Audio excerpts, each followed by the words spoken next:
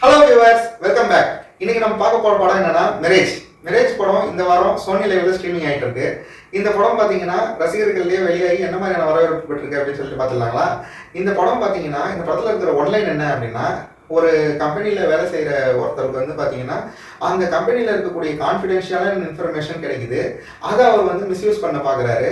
So அவர் அதை misuse பண்ணிட்டு போகும்போது ஒரு ட்ரெயினில் ஆக்சிடென்ட் ஆகிடுறாரு அப்படின்ற மாதிரி கதையை ஆரம்பிக்கிறாங்க. அப்போ அவரோட ஃபியான்சியான அபர்ணா வந்து பார்த்தீங்கன்னா அவருக்கு என்ன ஆச்சு அப்படின்னு சொல்லி தேடுற மாதிரி கதை ஸ்டார்ட் ஆகுது. அதுக்கப்புறம் பார்த்தீங்கன்னா ட்விஸ்ட்டுக்கு மேலே ட்விஸ்ட் வச்சு இந்த படம் வந்து பார்த்தீங்கன்னா ஃபைனலாக போகும்போது அப்பா போதுண்டா ட்விஸ்ட் அப்படின்னு சொல்ற அளவுக்கு நம்மளை ஆக்கிட்டாங்க. இந்த படத்தோட பாசிட்டிவ்ஸ் என்ன அப்படின்னு பாத்தீங்கன்னா கண்டிப்பா ஜீத்து ஜோசப்போட இன்டெலிஜென்ஸ் தான் நம்ம சொல்லணும்.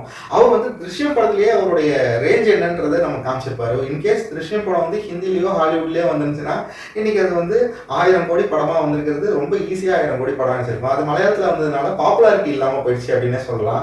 அவருடைய இன்டெலிஜென்ஸ்க்கு கண்டிப்பா இண்டஸ்ட்ரியில இருக்கணும். அப்பதான் வந்து ஃபேன்ஸுக்கான ஒரு நல்ல விருந்தை அவர் மாதிரியான டேரக்டர்ஸ்ல தான் கொடுக்க முடியும் அப்படிங்கிறது நம்ம ரசிச்ச ஃபேன்ஸ் எல்லாருக்குமே தெரியும்.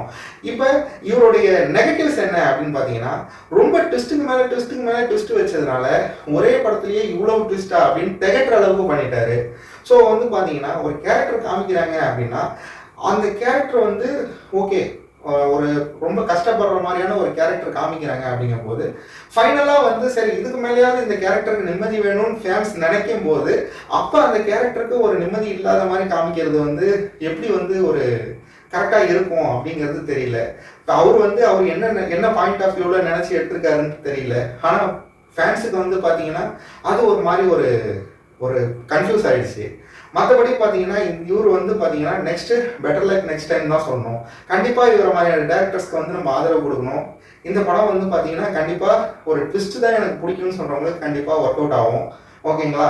இந்த படத்துக்கு ரேட்டிங்னு சொல்லணும்னா ட்விஸ்ட் ஃபேன்ஸுக்கு கண்டிப்பாக 10க்கு 8 கொடுக்கலாங்க. ஆனால் ட்விஸ்டே திகட்டிடுச்சுப்பா எனக்கு வந்து ஓரளவுக்கு நார்மலாக இருந்தால் தான் பிடிக்கும் அப்படின்னு சொல்கிறவங்களுக்கு ஒரு 10க்கு 6 தான் வரும்.